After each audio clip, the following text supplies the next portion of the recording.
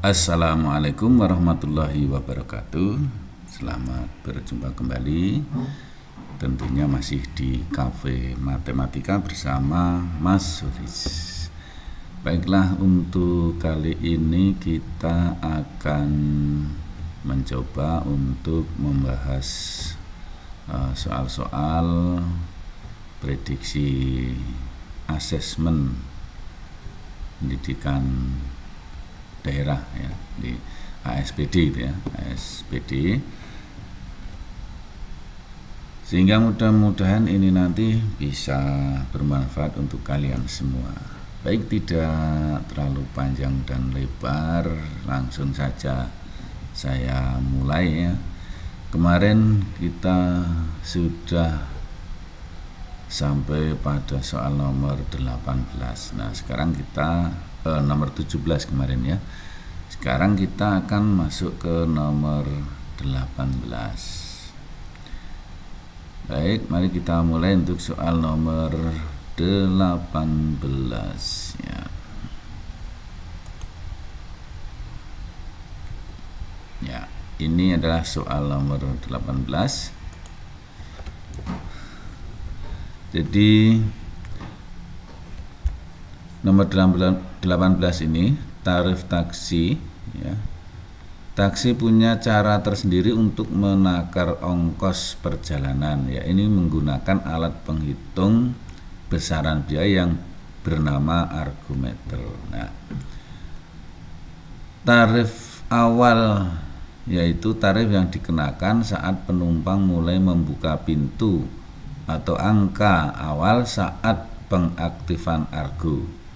Nah, tarif dasar yaitu tarif yang dikenakan pada penumpang tiap 1 km perjalanan taksi. Nah, tarif jarak yaitu tarif yang tertera dalam argometer yang harus dibayar penumpang berdasarkan tarif awal ditambah tarif dasar dikalikan jarak tempuh. Sebuah perusahaan taksi menetapkan tarif awal sebesar Rp7.000 dan tarif dasar sebesar Rp5.000 ya. Nah, baik, untuk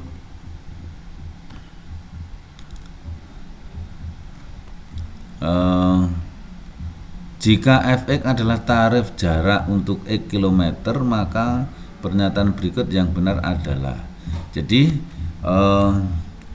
karena Fx itu merupakan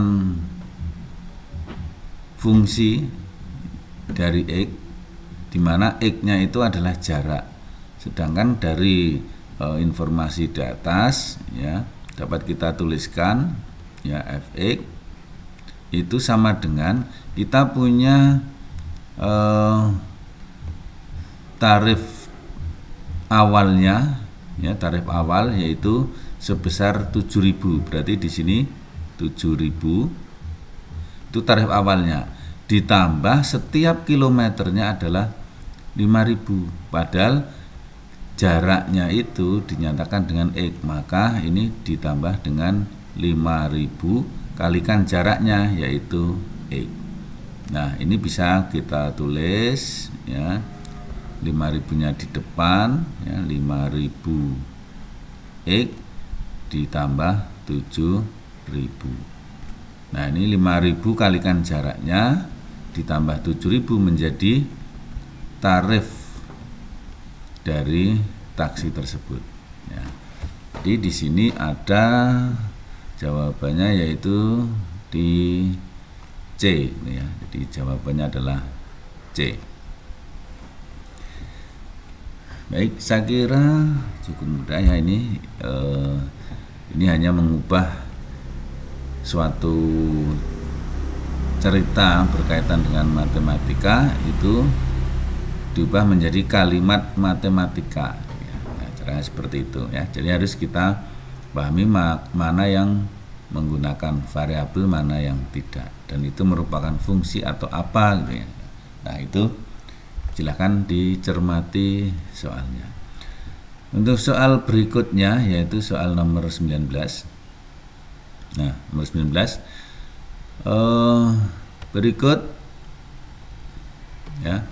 berikut adalah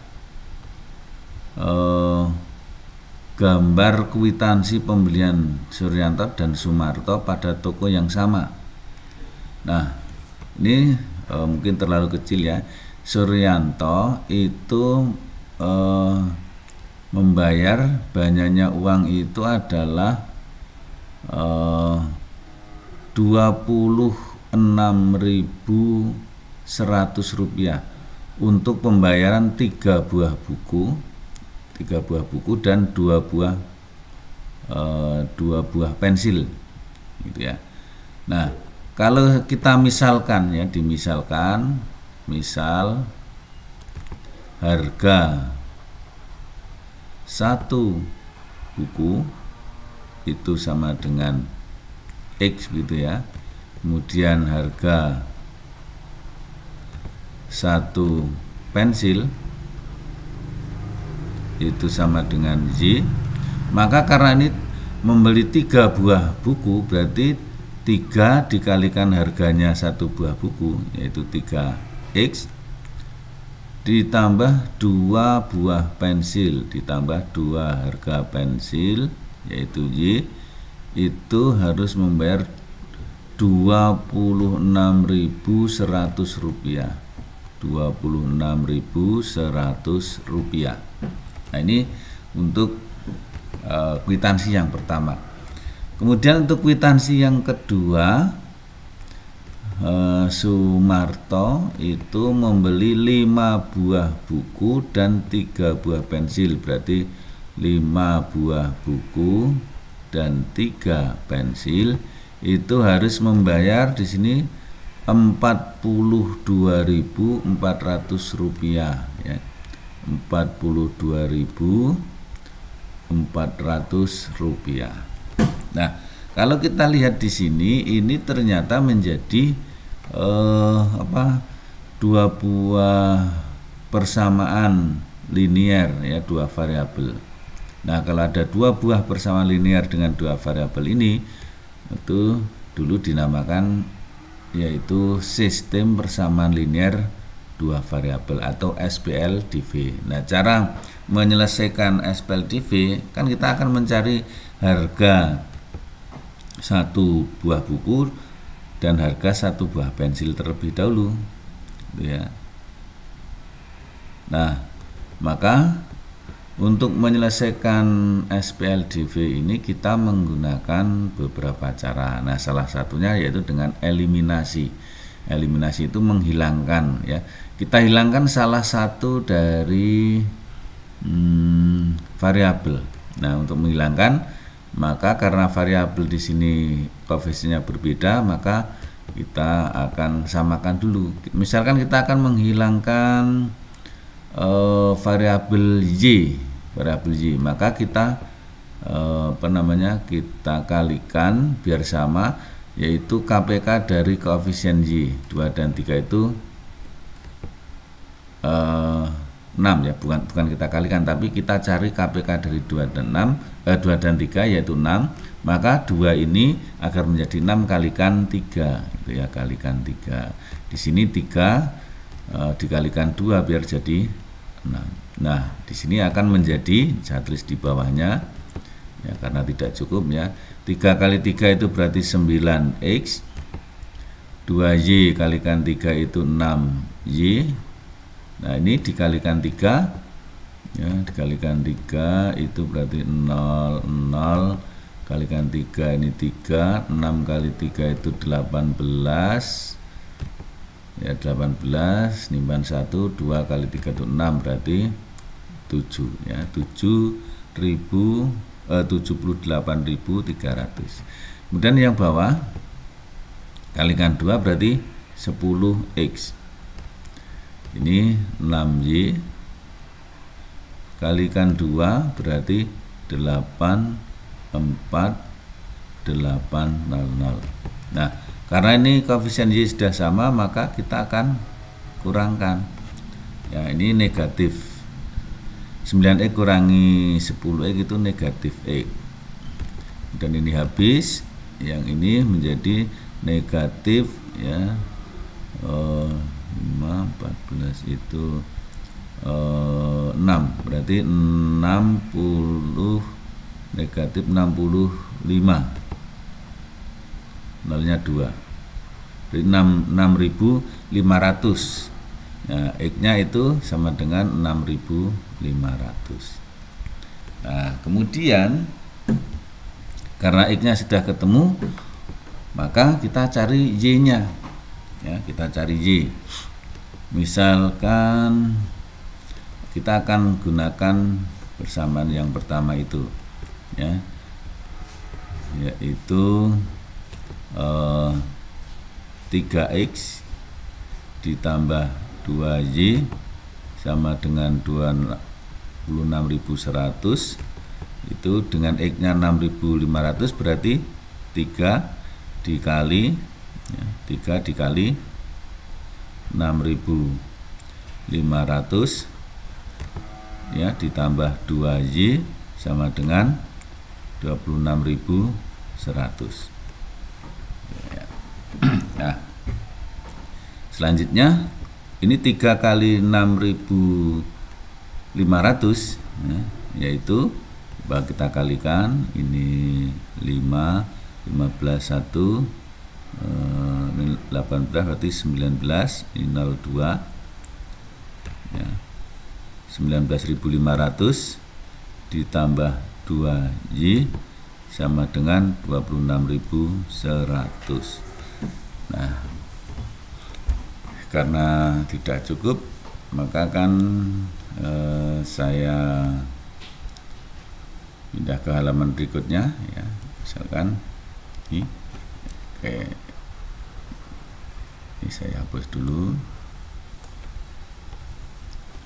Baik, saya akan tulis ulang 19.500 plus 2y, ya, 19.500, ya. Oke. Ya, sorry. 19.500 ditambah 2y sama dengan berapa tadi ini? 26.100, ya.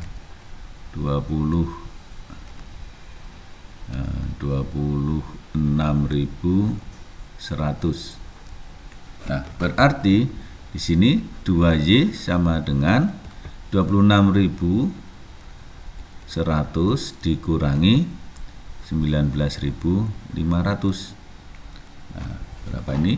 Kalau kita hitung, ya, 4.000 berapa? 4.600, ya.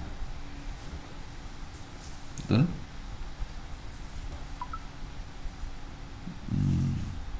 20 di 2y sama dengan, ya, yaitu 4.600, ya, 4.600. Nah, berarti y-nya berapa di sini? Ya, kita bagi dengan 2, ya, yaitu, mohon maaf nih, saya salah enggak ya? 26.000, oh, salah. Ini harusnya 6.600, ya, 6.600, maka y-nya 3.300. Nah, jadi kita menemukan, ya, atau sehingga harga satu buku itu berapa tadi? Satu buku itu 6.500 ya. 6.500, kemudian harga satu pensil yaitu Y yaitu 3.300. Nah, pertanyaannya di sini, pertanyaannya adalah jika Agus ingin membeli 6 buku tulis dan 5 pensil. 6 buku tulis dan 5 pensil ya. Jadi harga 6 buku tulis dan 5 pensil, maka harganya yaitu 6 dikalikan 6.500 ya, ditambah dengan 5 dikali 3.300. Nah, hasilnya itu 6 dikali 6.500 itu 39.000, betul ya, ditambah kalau 5 dikalikan 3.300 itu adalah 16.500. Nah, ini kalau dijumlahkan maka hasilnya ya,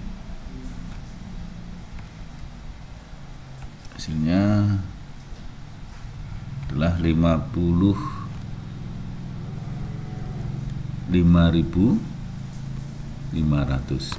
Nah, jadi kalau kita jawab ya, jadi harga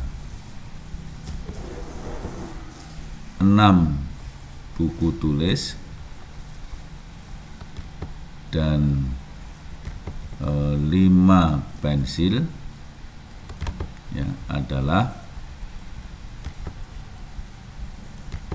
55.500 rupiah ya. Nah, di sini ada nggak ini jawabannya? Coba kita lihat ya.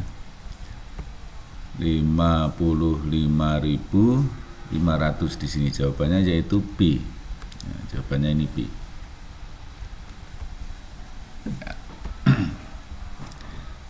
Oke, seperti ini. Jika kalian kesulitan untuk berpindah halaman, maka ini bisa di pause dulu, kemudian mungkin kalian bisa tulis di buku tulismu, kemudian di yang halaman 2 ini juga bisa kamu tulis sehingga kalian akan akan lebih paham ya. Baik, itu soal nomor 19 ya. Kita akan lanjut lagi untuk soal berikutnya, yaitu soal nomor 20 ya. Dari persamaan kuadrat X kuadrat dikurangi ya, X kuadrat dikurangi X dikurangi 30 sama dengan 0 yang memiliki akar-akar penyelesaian X1 dan X2 dengan X1 lebih besar X2. Diberikan pernyataan sebagai berikut. Diskriminan persamaan kuadrat tersebut adalah, nah coba ini ya, nomor 1. Diskriminan itu rumusnya adalah B kuadrat min 4AC, berarti B nya itu negatif 1 ya, negatif 1 kuadrat dikurangi 4, A nya itu 1, kemudian C nya negatif 30. Nah, sehingga diperoleh ini 1 kurangi 4 dikurangi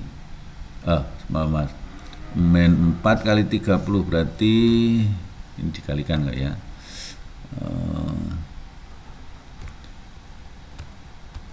yaitu ditambah ya, ditambah 120, jadi sama dengan 121. Di sini diskriminan persamaan kuadrat tersebut adalah negatif 21, berarti nomor 1 salah ya. Nah, untuk teknik menjawabnya, kalau nomor 1 salah pasti yang jawaban yang ada nomor satunya pasti salah. Gitu ya, nomor A, B salah. Nah, di sini C dan D itu keduanya ada nomor 2. Berarti nomor 2 ini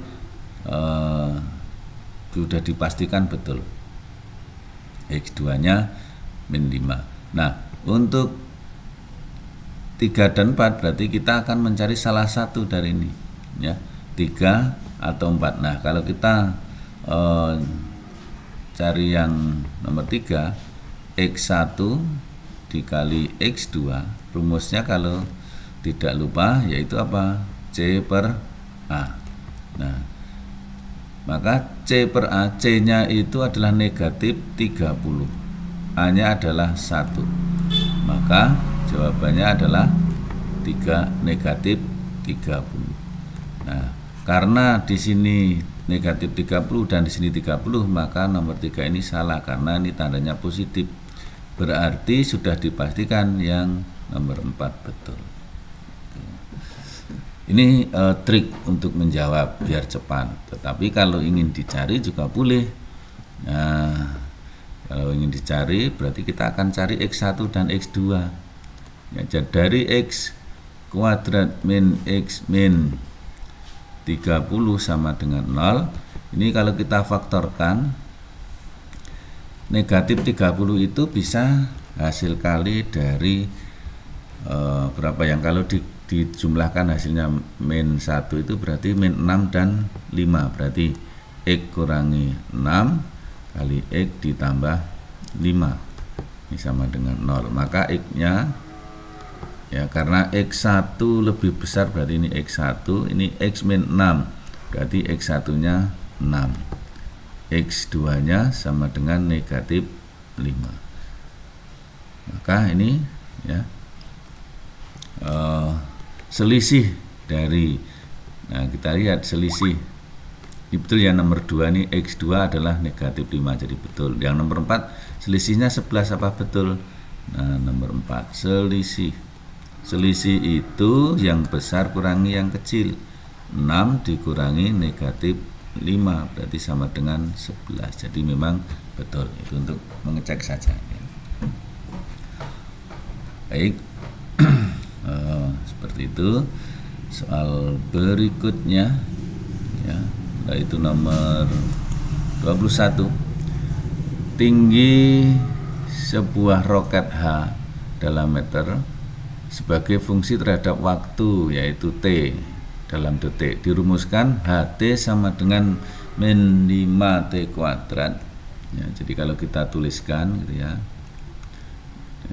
kalau saya tuliskan HT itu sama dengan min 5T kuadrat ditambah 40T ditambah 10. Tinggi maksimum yang dapat dicapai roket tersebut adalah, nah kita punya rumus H maksimum, ya, HT maksimum atau nilai maksimum itu kita punya rumus bahwa D dibagi negatif 4A. Nah, D itu adalah B kuadrat min 4AC. Nah, maka ini dibagi min 4A. Maka kita cari B-nya adalah 40. Maka di sini 40 kuadrat dikurangi 4 kali A-nya itu min 5, C-nya 10 dibagi dengan min 4 kali A-nya adalah min 5. Nah, maka diperoleh ini 1600. Ini min kali min, ya. Berarti min 4 kali min 5 itu 20 kali 10 berarti 200. Berarti ditambah 200 dibagi 20. Nah, ini hasilnya 1800 dibagi 20. Hasilnya ini nolnya bisa dicoret, 180 dibagi 2 yaitu 90.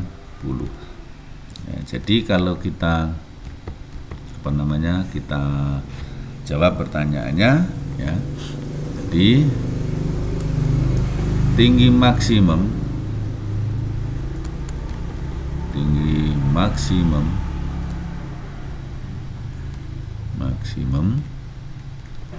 yang dapat dicapai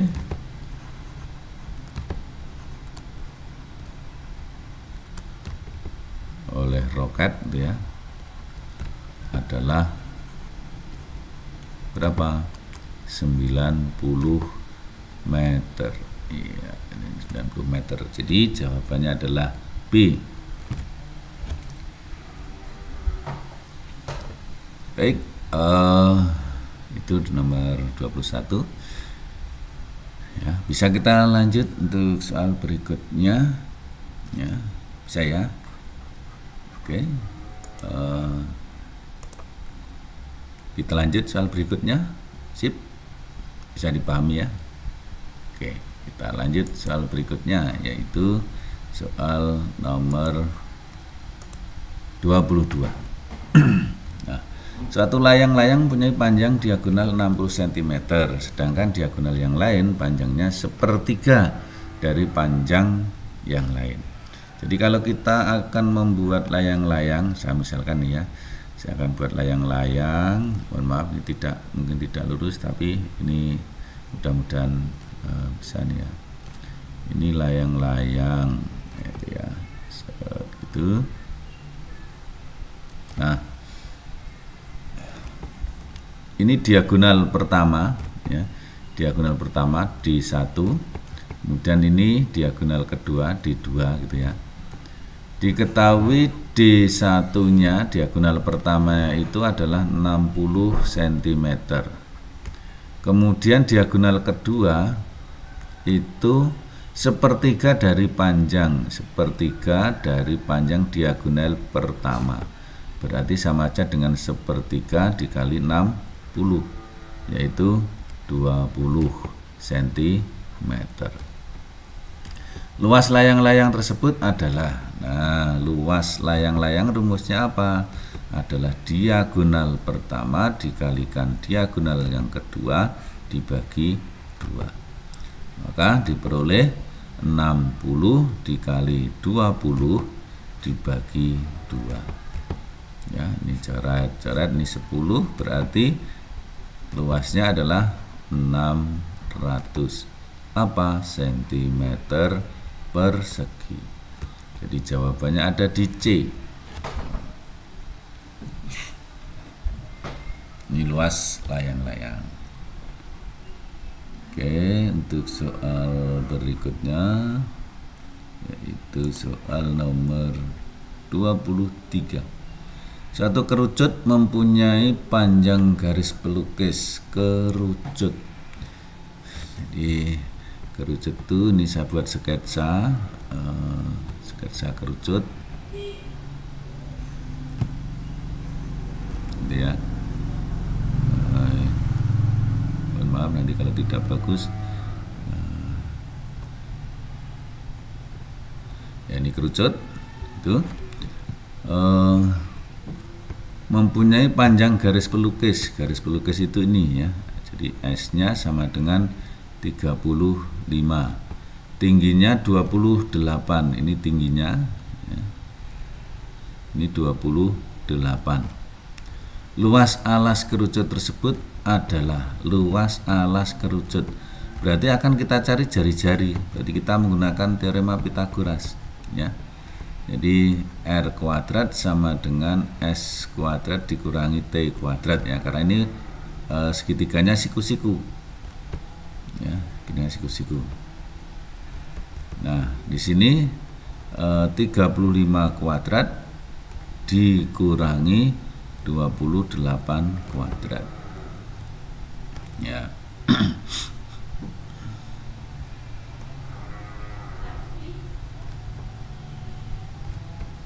Berarti ini berapa nih kalau dihitung? Hasilnya berapa? 35 kali 35 itu sama dengan 1225.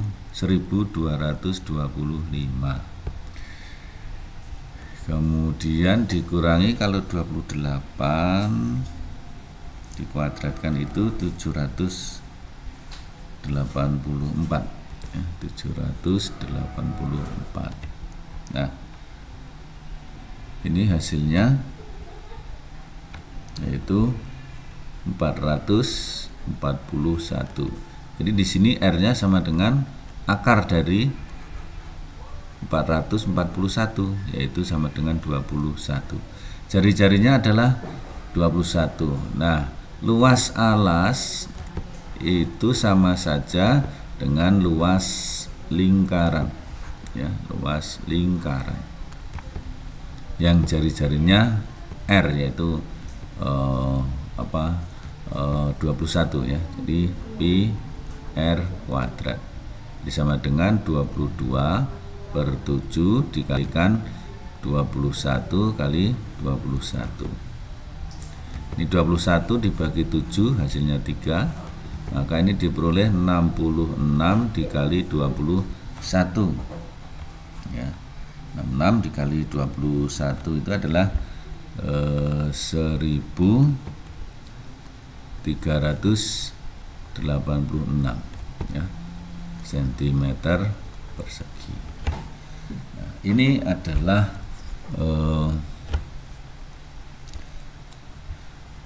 luas dari alas kerucut ya. Oke, kita lanjut lagi untuk soal berikutnya ya. Ini mudah-mudahan bisa dipahami. Ya, nah ini kita lihat di sini, ini adalah tentang transformasi dilatasi. Faktor skala pada dilatasi segitiga P VR ke P aksen R aksen. Jadi ini P-nya, ini P aksennya. Ya, jadi kalau kurang kelihatan, ini P aksen. Karena titik pusatnya adalah 0,0, maka kita cukup satu titik saja ya. Jadi P itu kan koordinatnya berapa nih? Ya, 1, 2, 3, 4, 5, 6, 7, 8, 9. Ada 9. 0,9. 0,9. Nah, P aksen itu 1, 2, 3, yaitu 0,3. Nah, ini karena X-nya adalah 0, maka ini didilatasikan dengan pusat O dengan faktor skala K. Ya, maka kita peroleh di sini. Jadi 9K ya, 9 kalikan K itu sama dengan 3. Maka K-nya sama dengan 3 dibagi 9, yaitu 1/3. Nah, jadi faktor skalanya adalah 1/3. Nah, di sini jawabannya adalah A. Oke ya, ini 9-nya itu dari sini, ini yang ini bayangannya 3 ya. Oke, saya kira cukup mudah. Kita lanjut lagi.